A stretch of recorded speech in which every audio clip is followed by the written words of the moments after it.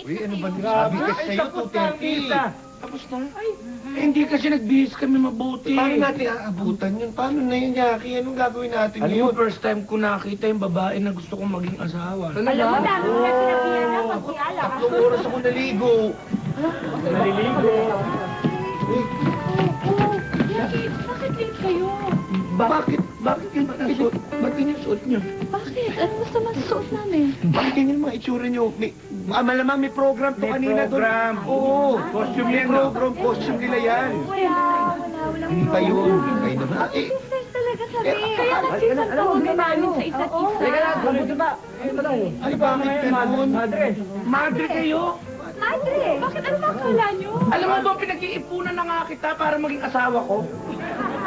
Nag-iipon na ako. Pambili ng kotse, bahay, appliances, tapos bank account, checking account. Magdadasal na lang kita. Wow! Kailangan mo yun, Jackie. Yan ang sinasabi ko sa'yo. Yan ang napapala nyo. Diba, ganyan akala nyo lahat ng babae. Eh, hindi nyo alam, madre pala yan. Patapusin na natin yan. O, ano ba mga to, mga inaanak nyo? Ay, oo, diba? Batang inaalagaan Ayan, namin. ikis nyo si... Oh, ayan, Ayan, mga inak. ayan, ayan, sila ang tatakbo. Ayan, Wala akong pera. Oh, ito. Pagkatapos natin dito, pumunta tayo doon dahil meron akong catering. Wow!